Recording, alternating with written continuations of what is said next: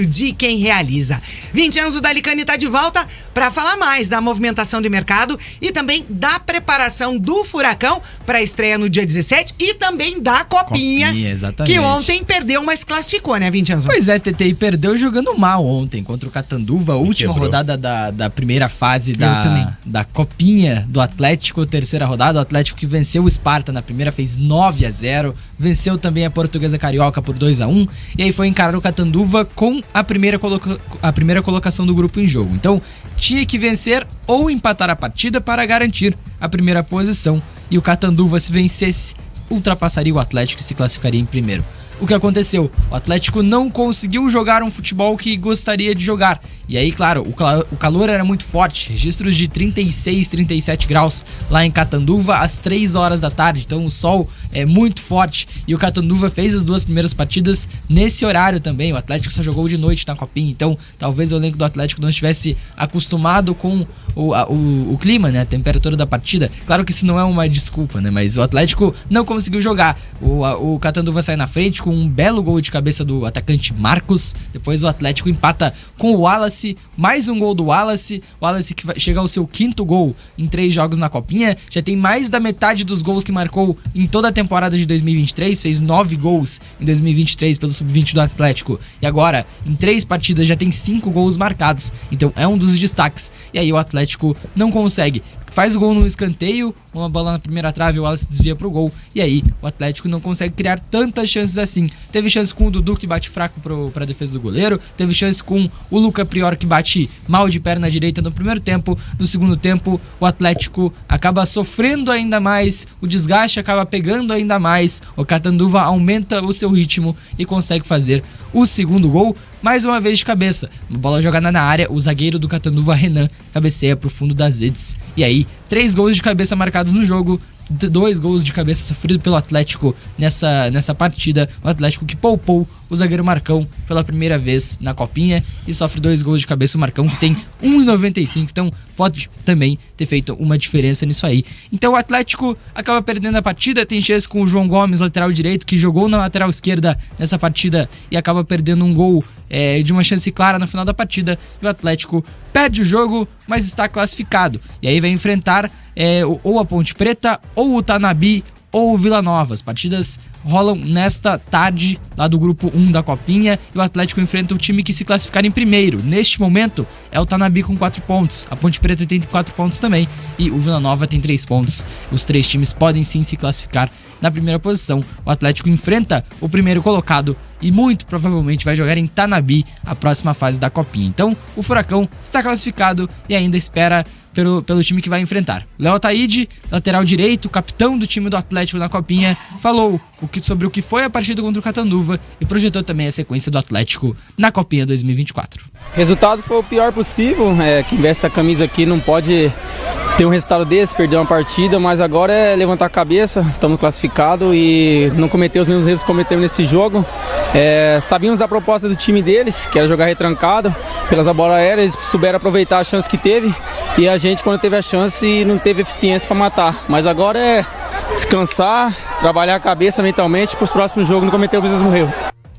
Tá, então o Léo Ataíde, ele que é um dos jogadores mais experientes desse time do Atlético que joga a Copinha, é um dos jogadores que foi relacionado várias vezes para jogar no time profissional na última temporada, acabou não entrando em campo, é verdade, mas já estreou como profissional em 2022 no Campeonato Paranaense, jogou como profissional do Atlético, então ele é um dos jogadores mais experientes e projeta aí esse final, pelo menos essa sequência de Copinha do Atlético para essa restante de 2024. Furacão que agora continua a preparação. E aí uma informação interessante, o Atlético, como trouxemos ontem no Bate-Pronto, o Juan Carlos Osório utilizou o Canóbio em determinados momentos do jogo como um camisa 9, como um atacante centroavante mais móvel. O Canóbio durante as férias contratou um trabalho de um profissional específico de finalizações. Então treinou finalizações especificamente e durante suas férias, né? Não estava treinando no Atlético.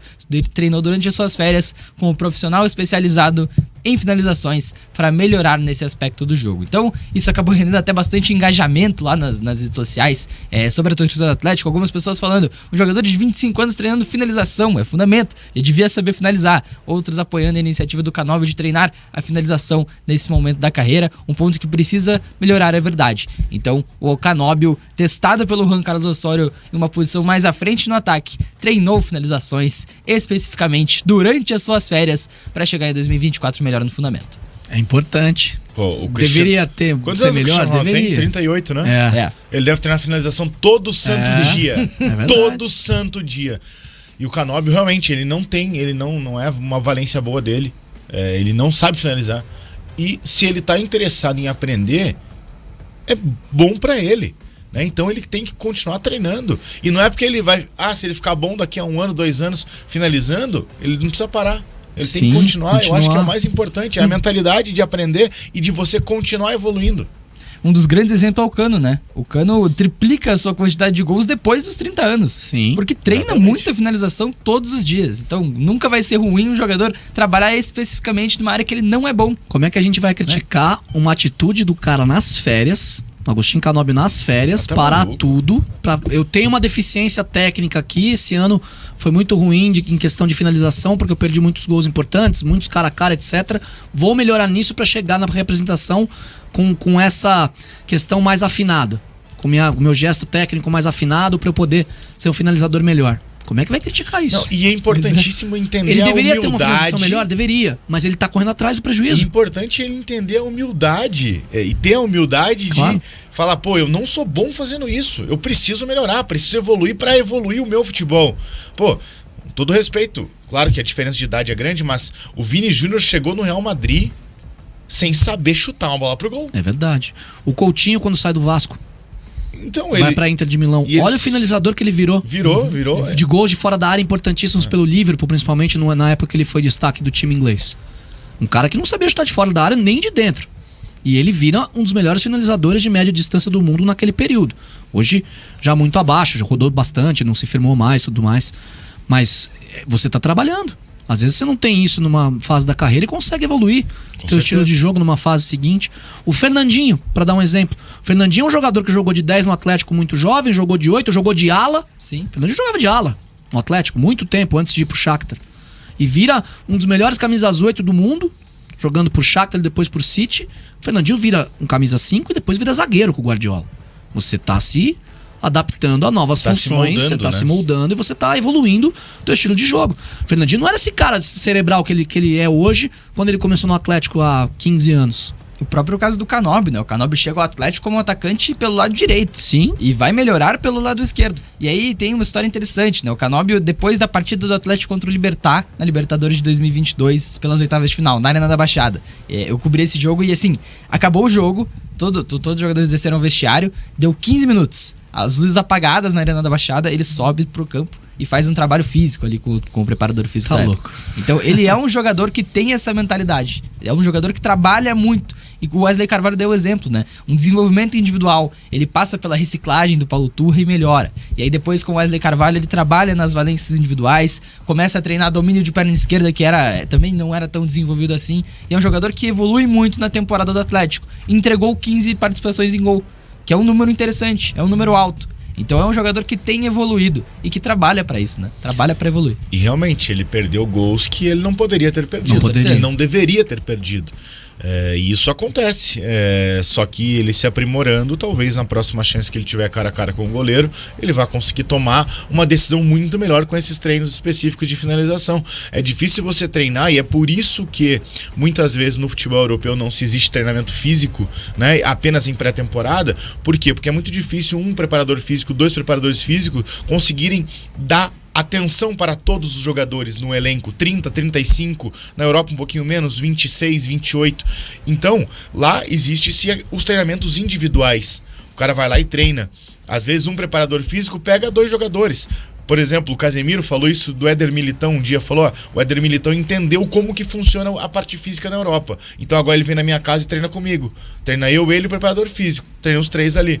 Vai ser muito mais fácil para você se manter no nível alto. Assim como na questão da finalização. Porque enquanto você tá ali finalizando, você e o seu treinador de finalização, e naturalmente um goleiro, no clube, vai ter 30 na fila pra chutar uma bola. É verdade. Aí você chuta uma bola, volta pro final da fila. Você vai evoluir como? E tem muito clube que não deixa você fazer mais trabalho específico. Não, e geralmente existe um número específico. Cobrança de falta, por exemplo, várias que vezes tinha, os caras treinavam depois. Hoje em dia não tem mais. Dentro do clube eu vi isso várias vezes. Do preparador físico falar, ó, gente, no máximo 5 chutes por cada, beleza? Beleza. Você vai...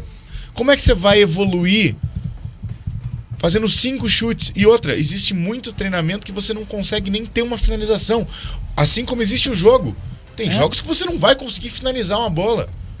É difícil, então, realmente, parabéns pro Canóbio. Eu acho incrível ter isso na cabeça, essa necessidade de evolução e ter essa humildade de entendimento de que precisa, né? E espero que evolua. E para dar um exemplo muito claro dessa necessidade de evolução, o Atlético venceu o Bolívar por 2-0 na Arena da Baixada. 89 minutos, né, do jogo, 44 do segundo tempo. O Canóbio bate uma bola de esquerda, que é ele não tem essa qualidade de bater com a perna ruim. A bola pega na trave, pega nas costas do goleiro e sai. Se fosse um pouquinho melhor a finalização, ele poderia ter feito gol naquela chance e o Atlético teria avançado às quartas de final da Libertadores. Não teria ido pros pênaltis. O Atlético acaba perdendo nas penalidades. Então, é um jogador que teve muitas chances e que se colocou em condições de finalizar muitas vezes pela sua movimentação e pelo entendimento de jogo que ele tem. Mas ele precisa realmente melhorar. Teve 4% de conversão de chances no ano passado. É muito pouco. Para um atacante é muito pouco. Pô, a cada 100 chutes fez 4 gols, tá louco? Exatamente. 4% de conversão é isso. É pouco demais. Cada 100 chutes não, foi jogador 100 chances. E foi o jogador que mais finalizou no elenco do Atlético, né? Se não me engano, foram mais de 80 finalizações. Cara, é muita coisa. Complementando o assunto Copinha, o Operário tá em campo nesse momento, fantasma, e acaba de tomar o segundo gol do Guarani. A gente tem 44 minutos da primeira etapa, tava 1-0, tinha tomado um gol aos 24 e acaba tomando agora o segundo gol aos 44 minutos. Detalhe que essa possível derrota, que é o que se desenha para uma derrota, vai azedar a classificação do Operário. O Operário que tá no grupo 9, o primeiro colocado é o Atlético Goianiense com 6 pontos, só que o Atlético Goianiense ainda joga 3-15 contra um Tupã, que é o Lanterna. E o Guarani, com essa vitória momentânea de 2-0 em cima do Operário, tá assumindo a segunda posição com 6 pontos ganhos e garantindo a classificação à próxima fase. Se ganhasse, passava, né? E aí agora... Só dependia dele. Hoje é confronto direto aí, ó. 2-0 agora já era. Pro Guarani antes do final do primeiro tempo. E eu tô olhando, sabe aonde? Aqui, ó. A Atlético me quebrou ontem na KTO, Na KTO. E o Operário tava no meu bilhete de aniversário aqui, Dal, que infelizmente, tá? Então... Fantasma já azedou meu bilhetaço. Deu ruim. De nível.